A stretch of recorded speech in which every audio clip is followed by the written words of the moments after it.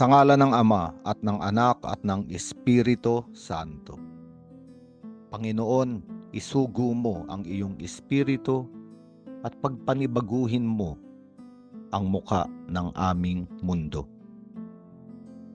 Ang ebanghelyo sa araw na ito ay mula kay San Mateo, Kabanata 25, talata 14 hanggang 30.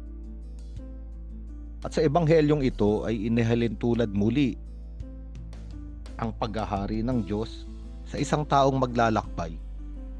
Bago siya maglakbay, iniwan niya sa kanyang mga katiwala ang kanyang ari-arian. Ang isa ay binigyan niya ng 5 talento, ang isa naman ay 2 talento, at ang isa pa ay 1 talento. Ang talento ay hindi yung pagkaunawa natin sa salitang ito. Kaya mong sumayaw, kaya mong kumanta, no? Magaling kang magpinta, mahilig ka sa sining. Sa Biblia, ang talento ay timbang ng ginto. At ito ay napakaraming ginto. Sabi nga sa pagbilang, no, ng mga eksperto sa isang talento, ito ay halos 34, no, na kilo ng ginto.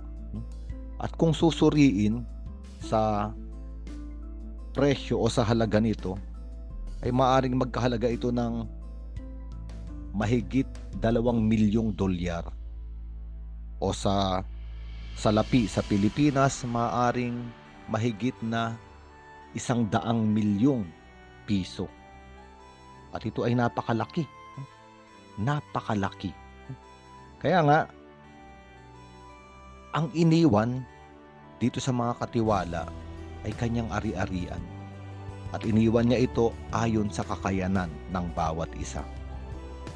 Kaya nga, yung tumanggap ng 5 talento at yung tumanggap ng 2 talento, kanilang ipinangalakal. Kaya ito ay lumago, nagbunga. Ngunit yung tumanggap ng 1 talento, itinago niya. Mababasa natin dito sa ating ebanghelyo ngayon bakit niya tinago. Kasi iba ang pagkakilala niya sa kanyang Panginoon. Para bang iniisip niya na ang Panginoon ay may ibinigay sa kanya para subukin siya at pahirapan. At kung hindi siya makapasa sa pagsubok, siya ay paparusahan. Sapagat ang nasa isip niya, ang Panginoon ay mahigpit. At ang tanging nais lamang ng Panginoon ay subukin siya upang kapag napatunayang hindi siya mabuting katiwala, ay parusahan siya. So sa simula pa lang ng pagkaunawa nitong pinagkatiwalaan ng 1 talento, ay nagsasabi na wala siyang mabuting relasyon sa kanyang Panginoon.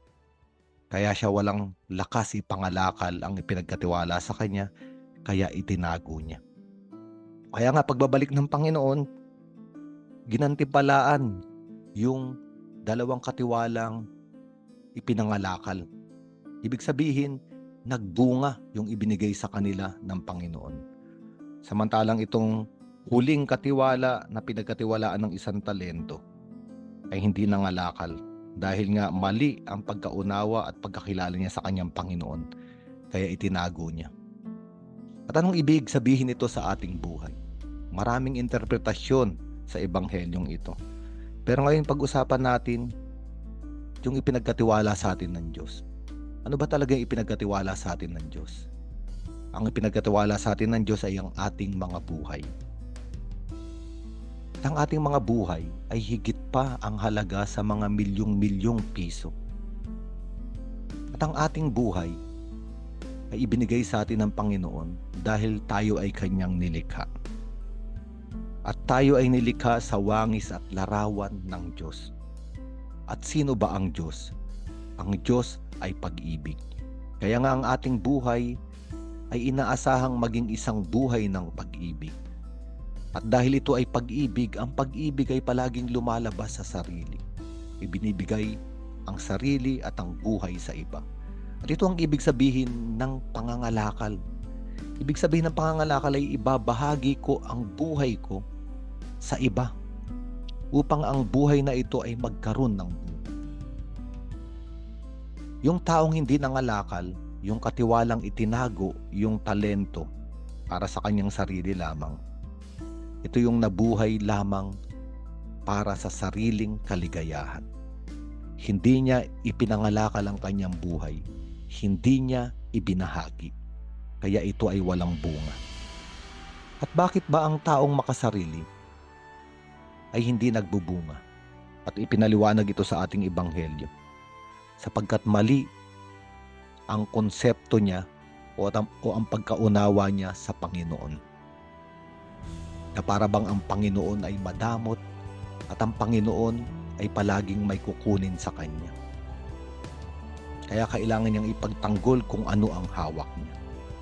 Pero nakita natin sa ebanghelyo, wala namang kinuha ang Panginoon.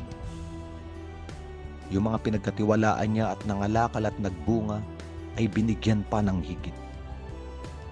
At ito ang ating Diyos. Sa mukha ng ating Panginoong Hesukristo, hindi siya mahigpit, hindi siya istrikto. Binigyan tayo ng buhay ng pag-ibig upang ibahagi rin ang pag-ibig na ito sa iba. Huwag natin itong itago sa ilalim ng lupa. Huwag sarilinin ang ating buhay. Huwag sarilinin ang ating mga kakayanan. Huwag sarilinin ang ating oras. Huwag magtago sa mga lugar kung saan tayo komportable. Inaanyayahan tayong lumabas at mangalakal. Ipangalakal ang pag-ibig ng Diyos upang ito ay magbunga. At paano tayo magkakaroon ng lakas upang ipangalakal ang pag-ibig ng Diyos? Kailangan nating pakinggan sa tuwina ang tinig ng Panginoon. Kailangan tayong magnilay araw-araw sa salita ng Diyos. At ito ang magbibigay liwanag sa atin at lakas upang tayo ay itulak na lumabas sa ating mga sarili at ipangalakal itong buhay na ibinigay sa atin ng Diyos upang ang ibang tao ay makabahagi rin sa pag-ibig ng Diyos, sapagkat maraming tao ngayon ang naghihintay, gutom at uhaw sa kanyang salita. Sa ngalan ng Ama at ng Anak at ng Espiritu Santo.